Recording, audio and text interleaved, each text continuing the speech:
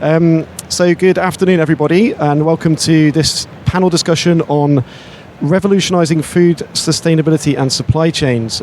So quite a grand title and a grand task ahead. And it's a very important challenge given the impact that the food system has on lots of things, including climate change. I work for a company called Nestlé, based in Switzerland. We are a major food and beverage manufacturer, but today is not about us, it's about our panelists and what they're bringing to food system decarbonisation and improving the sustainability of what ends up on our plates. So thanks for joining. Just wanted to start off with a few statistics. Firstly, that as high as 90% of deforestation is linked to food systems. Around 70% of freshwater use globally is also the result of agriculture. And in terms of greenhouse gas emissions, we're talking between 20% and 1/3 of the total amount globally originating from food systems in some way. So a huge challenge, but a huge opportunity as well. And that's really why the subject of this panel is particularly interesting. As you can see, I have 3 panelists. There were originally 5, then there were 4, now there are 3. So I'm hoping that no more of them will drop out halfway through this discussion, or it'll just be me talking to myself. However, we will go ahead, and hopefully our 4th panelist will join us very shortly. So, in order of who is sitting up here with me, I'd like to introduce firstly Thomas Eskesen. Did I get that right? You did it. Yeah, okay, there we go. Excellent. Chair of the Move to Minus 15 Degrees Coalition. So, interestingly, you're tackling global warming by increasing the temperature, but you're going to tell us more about why that works shortly. The Minus 15 Coalition is all about, as the name suggests, moving the temperature at which frozen food is stored from minus 18, which is the normal standard at the moment, to minus 15, because that can help significantly reduce carbon emissions without compromising on food quality and safety, which is I personally find very interesting, and we're going to hear more about that in a moment. I'm also joined by David Moore, Group Head of ESG at remind me the Complete Food Group. The Complete Food Group, sorry. The Complete Food Group, and David is in charge of everything that company is doing on getting to net zero, which is a big challenge, as I know as well from my experience. But you're mainly involved in plant-based and also deli and fresh food supply chains here in the UK. So great to hear your perspectives. And finally, I'm joined by Marguerite from Soil Capital, corporate sales lead at Soil Capital. So Soil Capital is an agronomy firm founded around 10 years ago, looking to regenerate 1 million hectares of land by 2026. So you haven't got very long to go until that objective comes up for a renewal. So good luck. I hope you've made some progress already. Yes, we have. And you're working with farmers mainly in Europe on decarbonisation and the shift to regenerative agriculture, which is great. So that's our panel. And we're going to start off with Thomas. So thanks for joining us. And I wanted to, first of all, if you could first of all sort of talk about what is it you're bringing to the food system to make sure it operates in a different way to how it has before? And if you could tell us a little bit more about the Move to Minus 15 Coalition and how that's delivering impact. Thank you. Perfect, thanks for that. I think I'll start with the second piece first. What is the minus 15? I think if we did a show of hand, probably maybe only a handful of you guys have heard about the minus 15. But it's really a very innovative, very simple concept. Most of you guys have a freezer at home, and the default temperature typically is minus 18 Celsius for your frozen goods. So whether you have frozen chicken or frozen pizzas in your freezer, it defaults into minus 18. Now, a lot of research has gone into the minus 18, what happens to food safety, what happens to shelf life, and what happens to emissions. And this research got sort of accelerated last year through a number of leading food companies that were starting to say, we are on the hook now for scope 3 emissions. We need to understand what's going on inside our own production of food. So we got hold, you could say, of this research at the end of last year.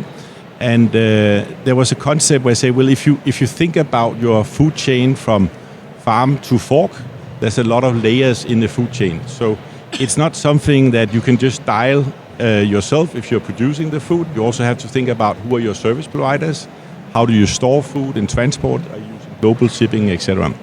So what we have done is that we have started a coalition. It's an open club where anybody who are in the cold chain from farm to fork, and we have one next to me here already, so I look forward to that discussion, where we're beginning to challenge why is it we're doing minus 18.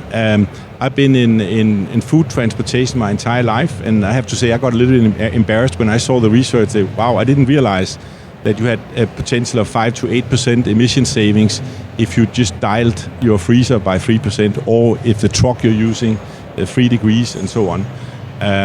And in fact, a funny story about this concept is that nobody really knows where the minus 18 C is coming from. As we research around the world, we talk to all sorts of leading food companies. The best thing we can come up with is that there was a guy in the US in the 30s who started a frozen building, and the default temperature in that building was zero Fahrenheit. And 0 Fahrenheit translates into minus 18. So what we're actually now looking at is we're challenging ourselves. We're looking ourselves in the mirror. We're dealing with partners who are saying, well, wait a minute, this is something too exciting. We need to understand better. Brilliant. So a classic case of a presumed standard, which may not actually be necessary, and something we could look to challenge and interrogate as we move on the way to net zero. So thanks very much for that intro. I'd also like to just take this opportunity to introduce Tim. Welcome. Thank you. And you're from Osapiens, so mainly a data-led platform provider, and I know you're doing a lot of work in the food system, including with fruits and vegetables, and helping companies understand the impacts that they might be creating in their supply chains, and looking at ways of reducing those impacts. So welcome to the panel. We are just going through basically a question around what you're bringing to the food system to do things differently. So I'm going to turn next to David, and if you could tell us a little bit more about your companies, which I apologise for introducing so badly, but you know more than me. So over to you, and how you're doing things at the Complete Food Group. Thanks, Aaron. Afternoon, everyone. I'm David Moore. I'm Group Head of ESG for the Complete Food Group. You may not know the name as well as you know the Nestlé name. We are just over 2 years old now, having come together in 2021, back in 2021, under private equity ownership. We brought 3 different businesses together to create Complete Food. We're nearly $1 billion turnover business now. We've got 5 legacy businesses in the organisation, and we make a lot of food in the UK. We've got 12 sites around the UK making savoury pastry, sausage rolls, quiche, pork pies, that kind of thing. Also lots of olives, antipasti, those kind of deli products you mentioned. Also plant-based products. We make our own meat mimic type products, mostly into UK retail in their own brands. So we supply every major UK retailer, but also have our own brands. So we lay claim to having the biggest sausage roll brand in the UK, which is Walls, which is now our biggest brand. Pork Farms, Pork Pies is us. Our vegan brand is Squeaky Bean. That's us, produced in the UK. And some smaller brands, but growing. So Vidas is a pickles and ferments brand. Palace Culture, a vegan cheese brand, and our food service brand is Rights out of our site up in Crewe. So we, as a relatively new business, have been on a bit of a journey. I think as most companies do when they come together. We've set some quite ambitious goals. So we've committed to net zero within our value chain, so Scope 3 by 2040, and net zero within our own operations, so Scope 1 and Scope 2 by 2035. Got that validated by the Science Based Targets Initiative last year. So really trying to work out how on earth we deliver that. We've got a near-term target across all 3 scopes again to get to 50% reduction by 2030. So the clock is ticking. We sit in the middle of the value chain, so very much kind of in the manufacturing phase. We're not farming, but we're not retailing. We've got a little bit of direct to consumer. We've got 15 shops in and around the Stoke area where we kind of imagine a Greggs type shop that's branded right. So we do a little bit of that as well. And for us, the challenge is all going to be Scope 3. So 93% of my emissions sit within purchased goods and services in Scope 3. So as a food business, I'm very much looking at how on earth I decarbonise. And about, must have been middle of 2022, we decided to venture into a project around the world's first net zero sausage roll, believe it or not. And we did a manual LCA, life cycle analysis, on our branded product, Walls, to try and aim to get it to have a net zero roadmap, but potentially get that brand to carbon neutral. We realised quite quickly that was going to be difficult purely because we'd have had to purchase a huge amount of credits to get that brand to carbon neutral. It's about 9,000 tonnes of CO2 equivalent across the brand, and also realised quite quickly that manual LCA was going to be out of date pretty soon. So we were going to rebrand the product and relabel and kind of do new recipes in early 2022. So we're looking at other options. So I think to answer the question, the bit we're now leaning into quite heavily is how we can do LCA at scale. So using tech and our partners Sustained, who are in the room now and actually have got a stand behind us.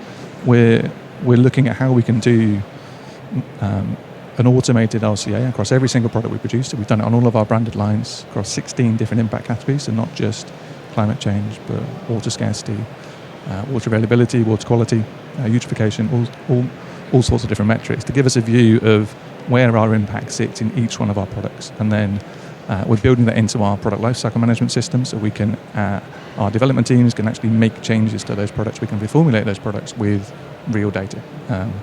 And that's exciting. It's really entrepreneurial. It's new. Not a lot of people are doing this, and it's something that we think for our customers is going to be hugely important, because we're obviously sitting in our retailers' value chain. And how we do that at a product level, I think, is the way we're going to hopefully get to those decarbonisation numbers pretty quickly. So that's the innovation in the space that I see at the moment. I've obviously not touched on any of the Scope 1 stuff we're doing, which is still quite big, but Scope 3 is the challenge. So that's where we're leaning in quite heavily. Great, thank you. So very data-led to begin with, understanding your footprint, then figuring out what to do about it. Absolutely, yeah. Data, I literally mention data every day of my life. It's so important, and quality of that data, we're not talking at the moment about primary data from our suppliers. That's something that's going to have to come down the line. It's very much what data do we have, how do we integrate that, and then how do we build those partnerships with our suppliers to get access to their primary data, their footprint data on farm primarily, because that's the biggest impact for us, is the emissions from the agricultural side of the operation. We use a lot of pork in the business. We wrap a lot of pastry around a lot of pork, so that's a big impact. So yeah, absolutely data. Great, thank you very much. Okay, moving on to Marguerite. So soil capital, as we said before, very big objectives around regenerative agriculture. Can you tell us how you're doing things that are transforming the food system today? Yeah. We're a part of the solution for the complete food, I'd say. So we are scaling regenerative agriculture in Europe.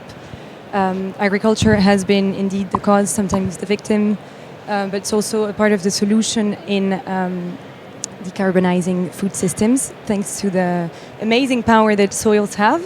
Indeed, plants have the amazing ability to return carbon into the soils. And this can be favored by the set of practices of regenerative agriculture. And so Regen Ag moves us away from a system that's chemically driven, resource intensive, to a system that's more reductive and resilient in the long run. And this is true, of course, it's very important for the environment, but also for the business. We see two major reasons why corporates would need and think of farmers. One of them being that they have climate targets, and the vast majority of their emissions come from their raw materials, and they have little visibility on these emissions, and therefore leaving a lot of room to wonder how will they effectively reduce these emissions. And that's the second reason, is securing their supply in a context where there are more and more extreme weather episodes. And so this is where we come in. Their problem is that they feel very far away from farmers. They don't know how to engage with them. They don't know how to incentivize them. And they face the complex challenge of only being a part of their offtake. And so the Soil Capital program connects farmers and corporates via our regenerative agriculture program. We have, on one hand, a platform where farmers get analysis for their practices. They get knowledge from us, from the farming community. They get incentivized by food companies.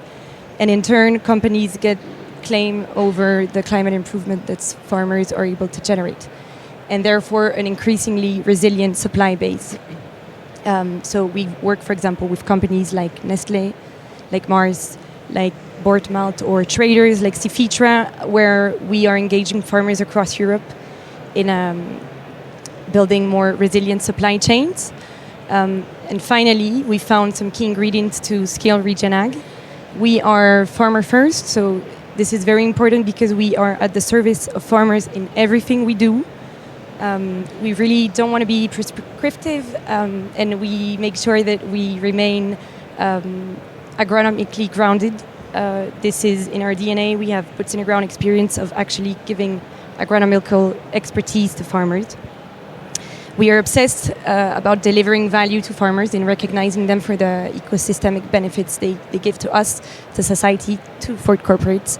And finally, we believe in partnerships where everybody in the food supply chain can do their jobs and they just have to add us into that, so our role is clear and we are independent, and so are the partners with whom we work.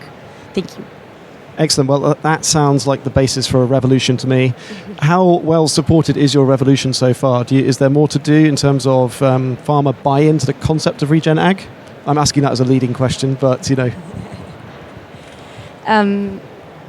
Well, we see a lot of quite a race to getting early adopters that are in the program to, let's say, give them support.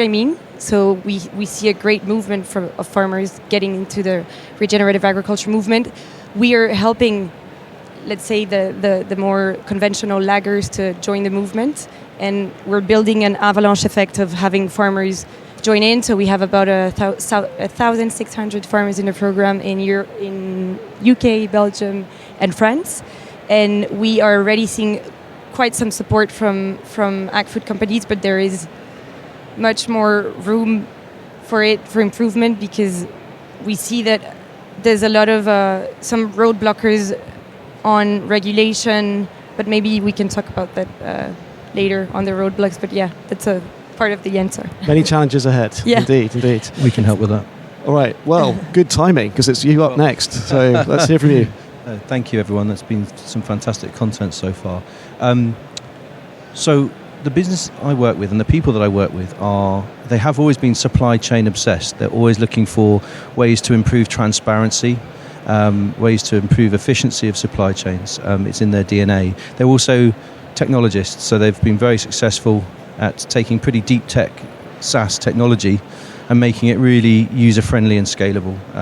And they've done that many times before, and they're doing it again at scale in this world of ESG in which we all now live, and it's really exciting.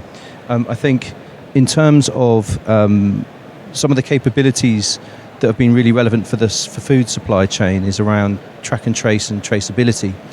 We've got a background in sort of critical infrastructure of food, pharmaceuticals, which we've been applying, I think, to sort of early answer the original question. We've been really making a difference, I think we're the largest track and trace providers of food, fresh food, meat, vegetables, and fresh fruit. And in Germany, we've partnered up with Global Gap, and we're rolling out to all supermarkets a tagging system where you, as a consumer, you can see the exact provenance of your food all the way back to its origin, and information on that. So I think, and there was a lot of elements of what were being discussed here, which I think we might be covering in second and third sections, but I will come back to that, because one quick point is EUDR, the deforestation regulation, has brought us into close contact with the deeper supply chain, the farmers, which is some fantastic work going on here, clearly. And our part there to help the cause is we've completely given all technology and assistance with technology, both to the farmers and to the supply chains, at no cost. So we're enabling them, supporting them, and incentivizing them, supporting them at a very difficult time to provide the information that will be needed further up the value chain for the benefit of everyone for these regulations. So I think that's a couple of points. Excellent. Thank you, Tim. So I'm not sitting on the panel today, so I'm allowed to ask difficult questions that I then don't have to answer. So a quick follow-up for you, Tim, would be, is the EUDR coming in too quickly for the food system to deal with in terms of avoiding unintended consequences, negative effects from implementing that too aggressively? What's your view on that? I think you're probably asking the wrong person, but we do speak, obviously, day in, day out with, I think we've got about 125 actual customers using our software to go through the process for EUDR. It is complex. It does produce lots of challenges. And I think, like any legislation or regulation, there has to be a fist on the table moment. I think that the slight nuance that we might see, and apologies for those that don't know the details of this regulation, but it's an important one, is that I think they might change in December. They might bring it from medium risk to low risk to give people more time. But the process of going through it and getting the data in the right place, and it has to start now.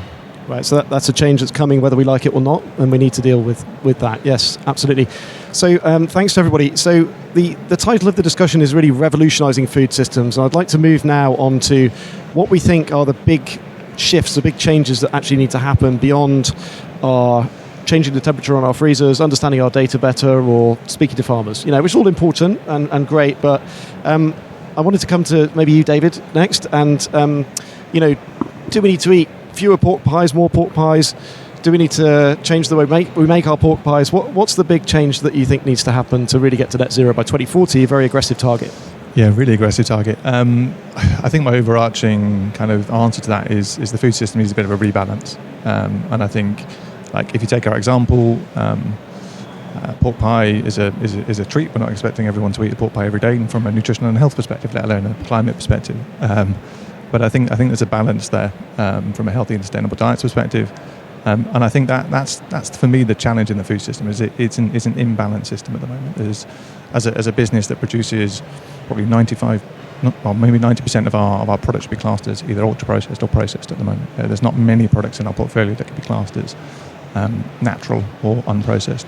Even things like olives, which are naturally fermented in the traditional way, get classed as a processed food, but the health benefits are there to see. The antioxidants, the vidas, pickles and ferments we have are naturally good for your gut health. So I think there's a rebalancing there, a kind of a reframing around food in the system that absolutely needs to happen. I think there's many conversations, particularly at a government level, around how we do that. And I think the challenge is, and to the point made earlier around farmers, is that we have absolutely nothing from a food system without farmers, and they make day in, day out phenomenal products that we all eat.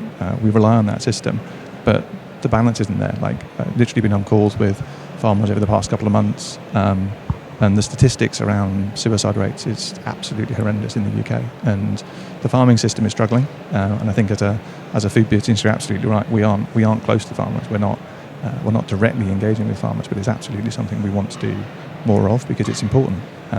So I think there needs to be a rebalancing. I think the point around incentivization I think is interesting. I think at the moment the value chain where the money sits in that chain isn't in balance. And I think to encourage decarbonisation through the value chain, you absolutely need to incentivize all the way through. So I think I made the point on this same stage probably 12 months ago that the role of finance in this space and incentivizing all the way through from farmers into processors, into manufacturers, into retailers and into the consumers needs to absolutely be the way we drive this. So I think a rebalancing is absolutely needed. One of the things I was going to say was at the moment, if you look at UK PLC, let's say that we've got a net zero target of 2050. And that is essentially just scope 1 and scope 2. There's no real conversation around the impact of scope 3. And I think when you put that in the lens of farmers in the UK, at the moment it's probably cheaper and easier for businesses to go and get products from further afield and import because it's cheaper and it's easier. But if you start laying a consumption lens on that and start saying, as a UK PLC, what are our own scope 3 emissions, actually that conversation changes quite quickly because we know we've got phenomenal farmers in the UK that are doing some great work on decarbonisation. It's unfair that we get products coming into the UK market that aren't held to the same high standards. So I like the idea of a carbon border adjustment mechanism for food. I think that would be something that would work really well, particularly when it comes to, now we're out of Brexit, and I've done it, I've mentioned the B word. I think when we're starting to do these long-term deals with other countries, those kind of things absolutely need to be there. So I think a full rebalancing, and we'll come on to the challenges around that and how we all collectively tackle them in a second. But yeah, that's what I'd say. Great, thank you. So reimagining our relationship with farmers, absolutely critically important. I fully agree with that. Thomas, you wanted to come in there? Yeah, I just wanted to make an important point, I think, in terms of how we get there, because it's easy to make the sweeping statements about decarbonising in 2040 and 2050. But what we're learning from our coalition work is that people are actually very hungry for baby steps. Take one step at a time, and having a coalition the way we have built it up as a coalition of people in the entire value chain. They're learning from each other, and it's not a confrontational space. As an example, a lot of people are building in buffers in their cold chain. They don't trust necessarily the next level in the cold chain. So you intuitively just say, let me just go as cold as possible. But now that people are learning that has a big price to pay on your emissions, people are actually embracing a data-based conversation where you can see what actually happens as you pass on. You think about us as a cold chain here. If you're putting a buffer to me and I'm putting a buffer to you, all of a sudden you're wasting a lot of energy. And so that I think that's a tangible example where people are saying, this is exciting, we do something here now, while we're hoping for 2040 to be carbon neutral. I don't think it's just one step. It's a series of steps we have to take. Yeah. So again, I think that's reimagining those links in the food system, right? So we have a better understanding of what each other are doing and our relative impacts to each other. I think that's a good key message there. I'll just turn it to you next, Marguerite. 1 million hectares, it's a lot of land, but it's not everything. So how do we kind of really get to scale on regen ag? What do you think are the key drivers, key unlocks to get there? Yeah, we actually, for us, the massive shift needs to happen around inaction at the moment. That's where I see three main roadblocks. One being the one that I mentioned previously, and I didn't elaborate on regulation. So the overarching rules are fixed, but not the details, and it leaves corporates to not really knowing how to justify investment, for example, on removals. So this is the case for those who are familiar with that, the Science-Based Target Initiative and the GHG protocol. You're supposed to be able to report and claim removals, but if the details aren't fixed, how will you do so? It's also true with the European Commission's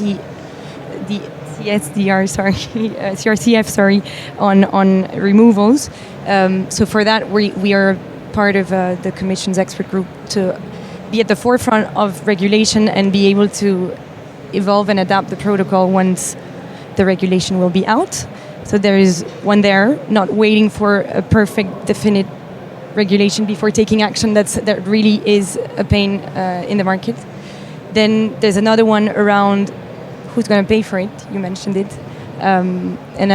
We like to reframe that, saying that food inflation will come from a farming system that is not resilient.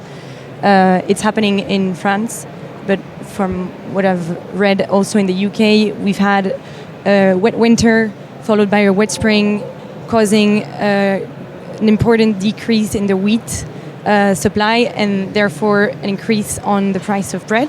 So you have extreme weather events, yield volatility, price increase on food. And this is exactly how we can justify the investment and move right now, because we could see a slight increase in price, but thanks to resilience and because we're supporting farmers to actually do so. And the final one that we don't really talk about is, for me, from what I see with the clients we serve, is around consumer engagement. We really think that there's tremendous creative forces in the FMCGs, in the marketing and communications teams, that could do a great work in building beautiful stories to show consumers the value of the transition. And I can think of some brands like McCain or Patagonia Provisions that I don't know if you know it. They have this new beer, regenerative beer on the market. Beautiful story, and Wild Farm as well in the UK, of course, for those who know it. So yeah, we really believe in field testing, just doing stuff before waiting for a perfect measure, context, regulation, and starting small and moving fast. Yeah. Great, thank you. So I'm just going to stay with you for a moment, because Patagonia Provisions, that's a great example, but a bit niche. Does the mainstream consumer really care? Are you seeing evidence of that? And what's your advice to CPG companies on that point? Well, I'm no one to advise them, but we do see some trends and read some studies. Actually, it is true that for now consumers don't really care. That's like the real answer. reality. Yeah. But what they do care, I think, and this is where we want to collaborate with our clients in doing a bridge between regen ag and the co-benefits that regen ag brings along. So I'm talking about water, biodiversity, pollution, farmer livelihoods. This appeals to consumers. And so on a packaging, you could have something like the little birds that grow by that field are actually in a more healthy environment than just saying this farmer has implemented regenerative practices. So this is the little link we need to actually be able to do. And in our program, we are outputting a regenerative agriculture indicator, so going beyond carbon, because this is our leading indicator today, but we're able to interpret data on what's the impact of farmers on water, biodiversity, and so on, and these co-benefits actually really appeal to consumers. So I'm looking at you. Let's work together to build a business case. Let's do it. All right, did you want to come in there? Yeah, I was just going to come in. I think I completely agree with the point around marketing. I think those of us in sustainability could do with a lot of help from marketers to paint a more credible picture of the amazing work that happens in the value chain. And I love the wild farming example. They are a brilliant example of how you can create a brand out of regen ag and growing wheat. And yes, it helps to have a nearly 7-foot-tall indicator who's ex-Grieve Armada leading that. But I think the marketing around it's been phenomenal. And dare I say it, I actually think from a social media perspective, from a I think an impact. I think Clarkson's farm genuinely is actually having a positive benefit on farming. I thought I'd never say that Clarkson would be doing something positive, but it feels like we've needed a big moment within kind of agriculture, particularly in the UK, and it's come from a fairly unlikely source, but I think that's powerful. It's a bit like when David Attenborough did Blue Planet all those years ago, and plastic's been the focus now for so long.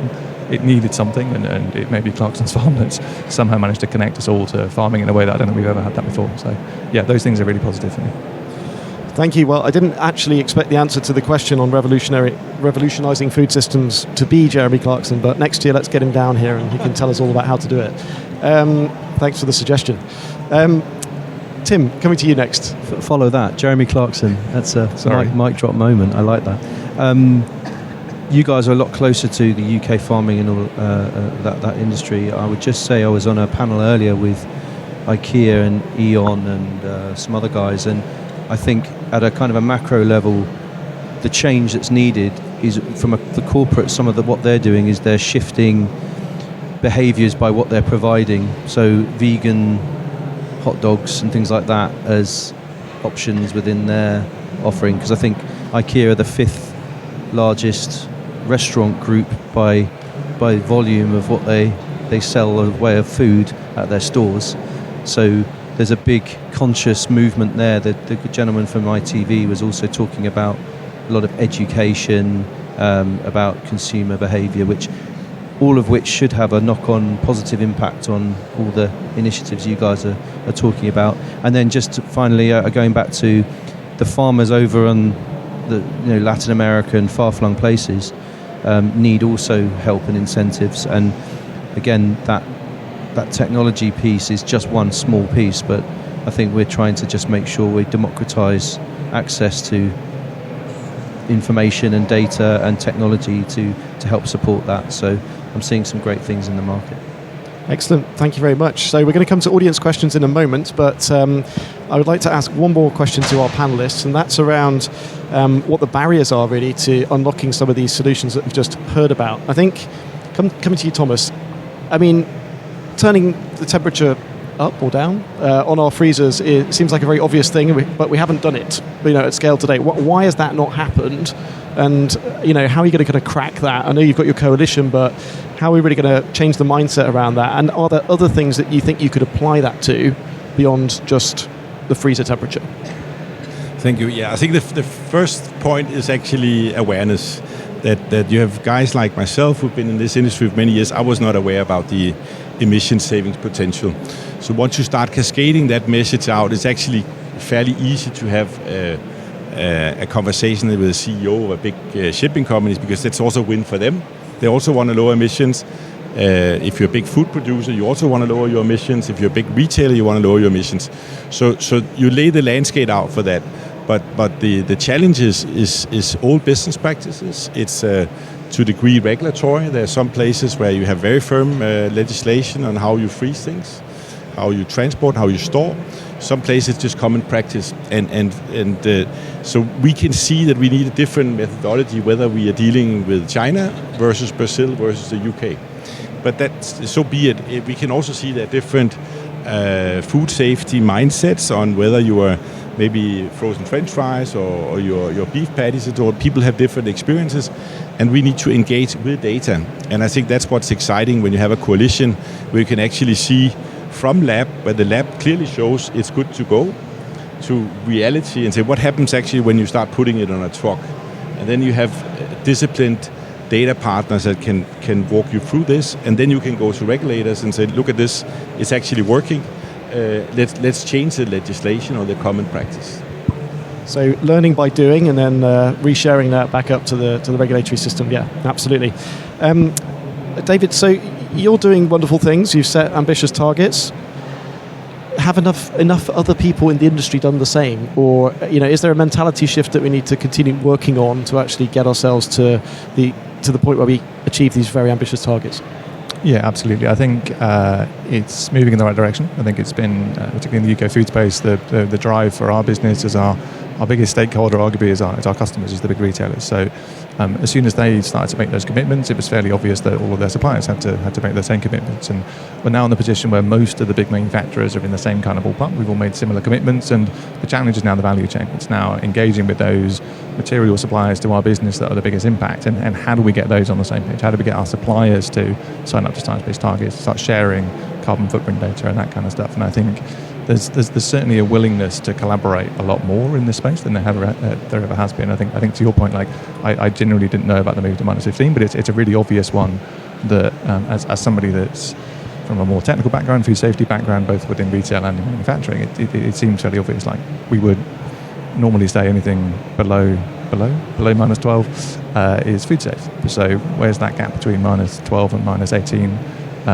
It probably is just that guy in the US that said let's go with 0 Fahrenheit. But there is the opportunity to actually have those discussions now in a way that there probably wouldn't have been historically. Like it's always been that way, so let's like kind of why change it. But absolutely, for me, although we haven't really had a chance to talk about it, I think I'd be well up for having a chat with our own business about why we do that, and then more importantly with our customers as to why do we do that with them. And I think that's easier. I think barriers, I think just to come back to the original question, I think there are barriers in the way of collaboration, and I think that's very much a regulatory space. Particularly in the UK, the Competition and Marketing Authority is brilliant, but actually in the sustainability space, it's difficult to get certain things that could be deemed anti-competitive over the line. I think there needs to be some kind of loophole around that, and I think one of the biggest challenges for me, you mentioned the regulatory stuff earlier, I think there's a lack of a joined-up approach within UK government, and I think that doesn't help when you've got different government departments all trying to kind of achieve the same thing, doing it in a slightly different way and asking different things of different parts of the value chain. So I'd be a big supporter of a minister for food. I think that would be quite an interesting one to kind of really lay some focus on the food sector and bring in all the climate, the regen, the net zero stuff all in one place, and have it as a government department that is ultimately accountable. I think it's really, really messy at the moment. And dare I say it, politics at the moment isn't really helping either. I think there's not a huge amount of good stuff going on in UK manifestos for the election on the 4th of July, which is a bit of a shame, but we're kind of all hoping that that's going to, once they're in power, whoever that is, can actually do some of the green stuff in the background. But that's for me the challenges. Excellent, thank you. So we look forward to Election Day coming up soon, and whether there's a minister for food resulting from the change of government, whatever change might happen. Marguerite, over to you. So you've talked about farmer engagement. I think the reality is that there seems to be a disconnect between what a lot of people talk about when it comes to regenerative agriculture and what we see in terms of policy and how that's implemented, and then the pushback that seems to be creating in some constituencies. For example, the farmer protests that have happened in Brussels, also in other countries, in Brazil, in India. A lot of that is supposedly linked to environmental standards. What's your view on that? Is that the case, or is this more about a conversation that's got a bit sort of pushed off track, and we should be talking about incomes and business models instead? What's your view on the unlocks that we could focus on to get more farmers on board with regenerative agriculture? the incentive part is clearly the key to getting their foot in the transition. We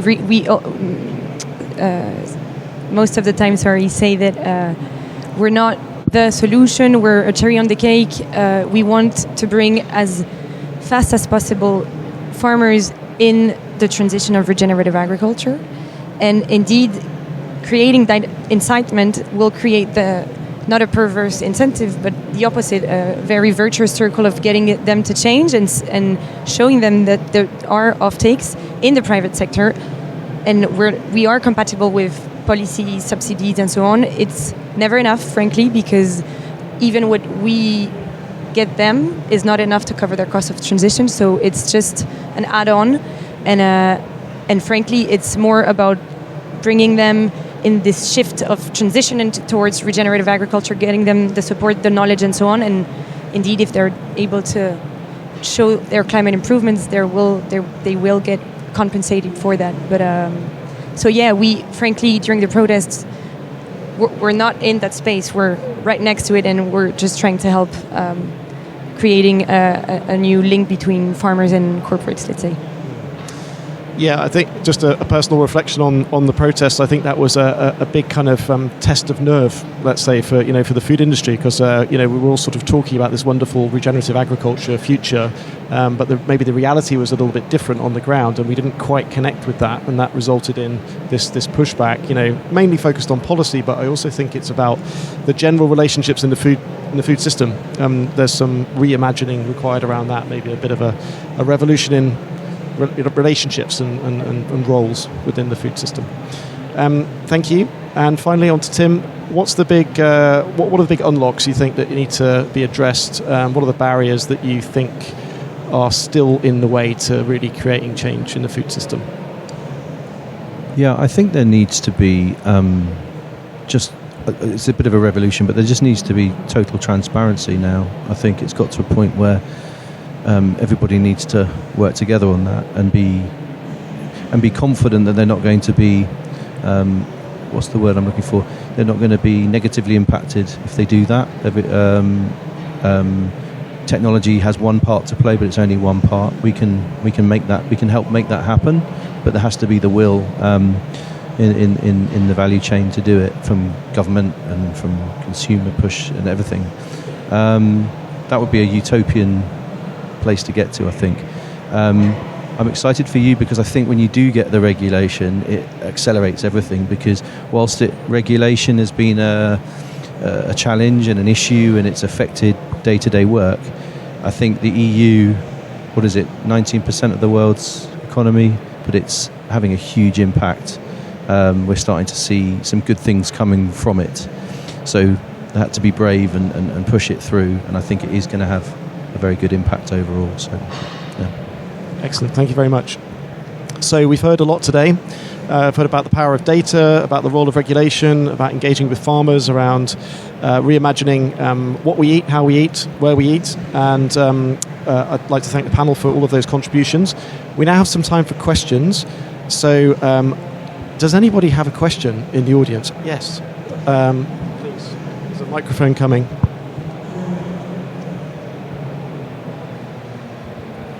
Hi, thank you. I wanted to ask, in terms of a UK CBAM, and at the moment it's only covering certain products that, potentially is still under consultation.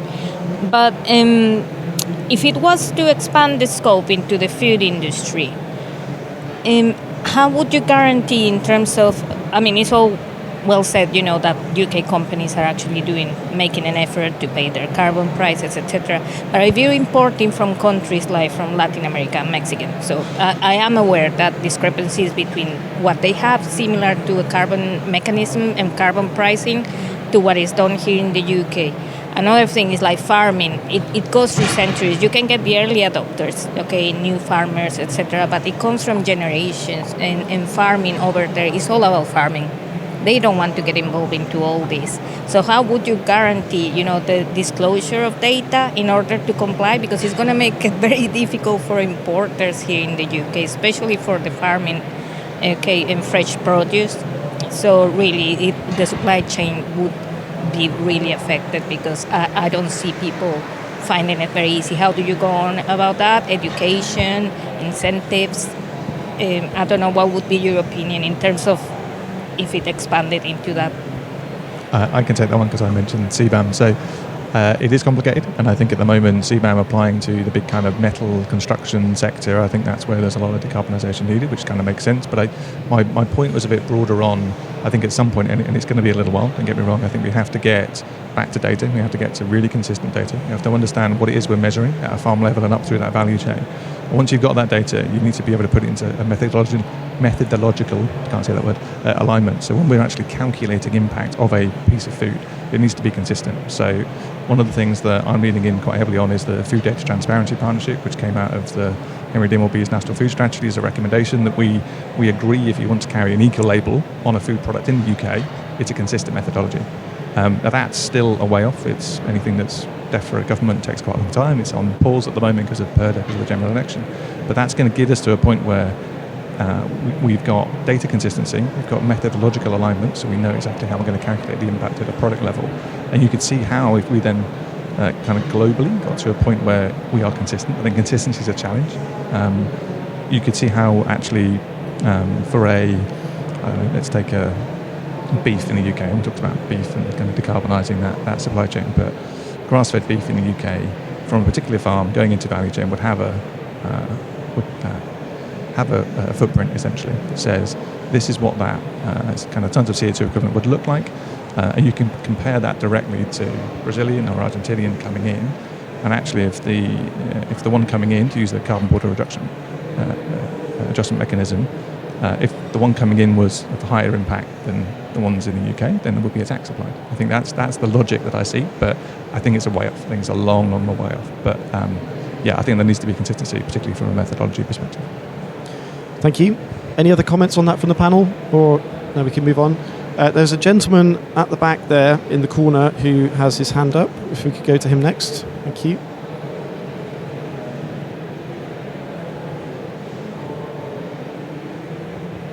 Thank you very much for your very brilliant presentations. I have a question that actually hinges on the mentioning of collaboration, right, as barrier. But I wouldn't like to limit my question to that. We all aware of the fact that the UK exited the EU, and I personally am aware of the negative impact that the Common Agricultural Policy had on UK agriculture. Right.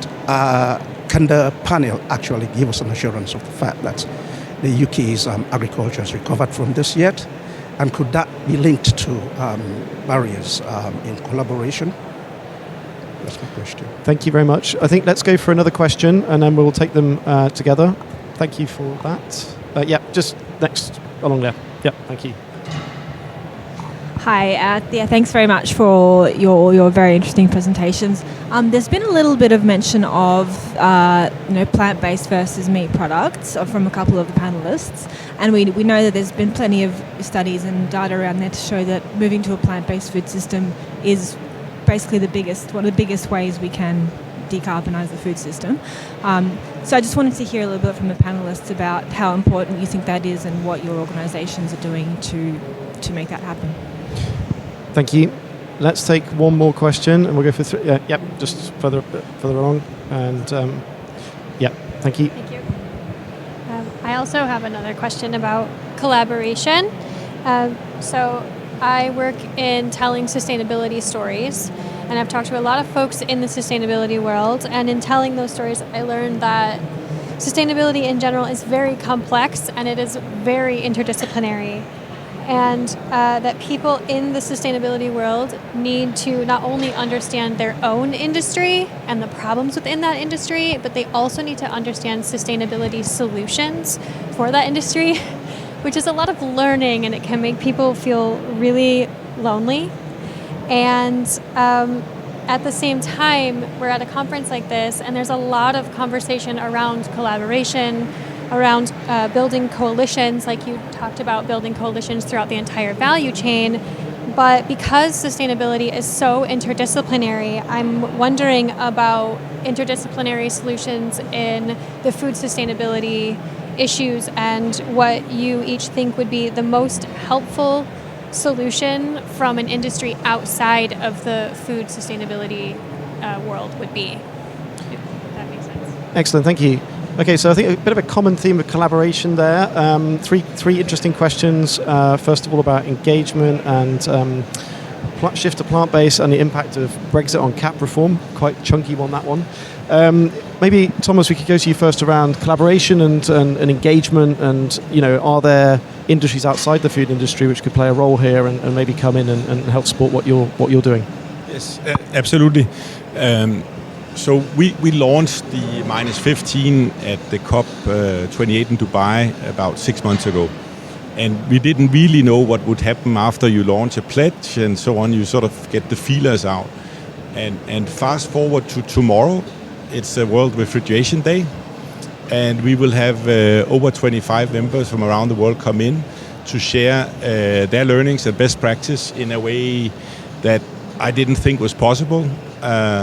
People are leaving egos behind, and we're asking ourselves a little bit why. But I think it is because it's such an important case here. We don't need regulators to tell us what to do actually. What we're doing is mostly in the business-to-business space. It's just common sense. If you can lower your emissions, you can service your end customer better, etc., etc. But you need to create an open space so people are willing to leave the egos behind and share data. So tomorrow we'll be sitting in a room where one of the biggest shipping lines in the world will tell us exactly what's going on in terms of the discipline of the cold chain. We will also listen to Europe's biggest frozen food company share their experiences with this with data. And then we have researchers from the US coming in, sharing stuff, what's going on. And it's a hard grind, but that's the way to do it. Thank you very much. Yeah, great. Any other reflections on that from the panel in terms of collaboration with other industries? I don't know, Tim, if you have any comments on that from your experience? Yeah, just to say, I guess we have the privilege of seeing across many industries, and particularly, I suppose, the closest, most recent regulation, the Deforestation-Free one. And I'm seeing a lot of collaboration at kind of retail level, but also important part to play for some of the associations who are trying to educate their members and get a lot of content out to members that's relevant. But yeah, that's nothing super specific, but I've just seen some good pattern repeat from coffee and related industries to the food industry. So it's there, it's coming. Excellent, good to hear. So I've just been given the 5-minute warning, and we've got a question about CAP reform. So I'm not quite sure if we're going to fit that one in, but let's a very quick fire answer maybe from Marguerite on what you think the opportunities are for the UK farming sector from Brexit and CAP reform. 1 minute, off you go. Yeah, thank you. I'm not an expert, but what I can tell you from the little I know is that we're almost at the phasing out of the CAP subsidies. They're reaching to an end. And there's been a sustainable farming incentive that's been put in place. It's been quite a challenge because at the beginning, and maybe someone else knows this better than I do, but the money wasn't enough.